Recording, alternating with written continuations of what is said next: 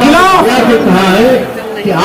हम भारत के संविधान और कानून के माध्यम से हम अपने खून से आसमान पर ईवीएम से आजादी लिख देंगे, गारंटी लिख देंगे। चुनाव सिर्फ पेपर बैलेट से होंगे, हम अपने खून से आसमान पर पेपर बैलेट लिख देंगे।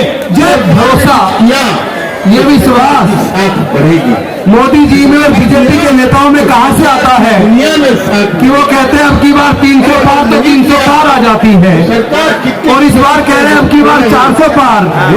तो ये कहने का भरोसा उनमें आता कहां से है? ये कहने का भरोसा उनमें उस ईवीएम से आता है जिस ईवीएम को भारत इलेक्ट्रॉनिक्स लिमिटेड बनाती है, ECIL बनाती है, और उस कंपनी के 7 डायरेक्टर में से 4 डायरेक्टर बीजेपी के पदाधिकारी हैं।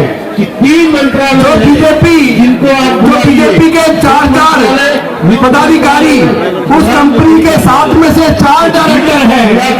वो कंपनी ईवीएम बना रही है, और ईवीएम के अंदर उन्होंने रियल टाइम क्लॉक लगा के रखा हुआ है।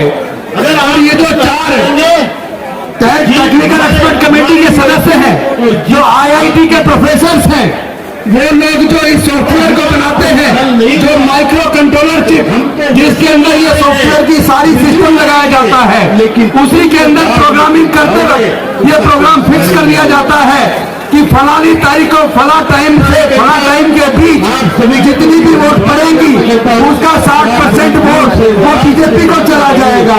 तो फिर आप जितनी मर्जी वोट बीजेपी को हराने के लिए देते रहिए।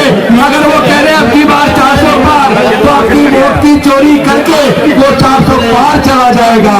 लेकिन इस बार भारत के लोग डॉक्टर बाबा साहब अम्बेडकर को मानने वाले लोग डॉक्टर बाबा साहब अम्बेडकर की कुर्बानी को बेकार नहीं जाने देंगे, क्योंकि ये वोट का अधिकार इतने आसानी से नहीं मिला है। जब इस संविधान सभा के अंदर इस बात पे चर्चा शुरू हुई, अंग्रेज जानने वाले हैं, हमें अपनी सरकार चुननी है, वोट का अधिकार किसको मिलना चाहिए? तो संविधान सभा के ज्यादातर सदस्य वोट का अधिकार केवल ग्रेजुएट को, इनकम टैक्स पेई को और बड़े बड़े जमींदारों को देना चाहते थे। लेकिन डॉक्टर बाबा साहब अम्बेडकर जी ने सोचा इस मनुस्मृति की वजह से जो धार्मिक बंदिश थी, हमारे लोगों को पढ़ने का अधिकार नहीं था, तो हमारे लोग ग्रेजुएट नहीं बन पाए।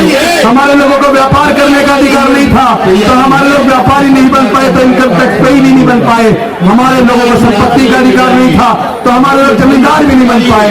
इसका मतलब ये लोग भारत के दलित पिछड़े आदिवासी को और महिलाओं को ये वोट का अधिकार नहीं देना चाहते। लेकिन डॉक्टर बाबा साहेब अम्बेडकर संविधान सभा के सामने अड़ गए, और इस बात को उन्होंने पूरे संविधान सभा को मानने के लिए मजबूर कर दिया कि भारत में रहने वाले सभी लोगों को, अमीर हो या गरीब हो, स्त्री हो या पुरुष हो, पढ़ा लिखा हो या अनपढ़ हो, सबको एक वोट का अधिकार मिलेगा। 1 वोट 1 वैल्यू, यानी आपका एक वोट होगा और सबकी वोट की कीमत बराबर होगी। लेकिन ये जो ईवीएम के माध्यम से हमारी वोट की चोरी हो रही है, इस तरीके से ये डॉक्टर बाबा साहब अम्बेडकर की कुर्बानी को बेकार करना चाहते हैं। इतनी आसानी से हमारे पढ़ने के रास्ते इतनी आसानी से नहीं खुले हैं। ये जो नौकरी का रास्ता मिला, तरक्की का रास्ता खोला, ये इतनी आसानी से नहीं हुआ। इसको दिलाने के लिए डॉक्टर बाबा साहब अम्बेडकर जी ने अपने 5 में से 4 बच्चे गंवा दिए, अपनी जवान पत्नी माता रमाबाई को गंवा दिया।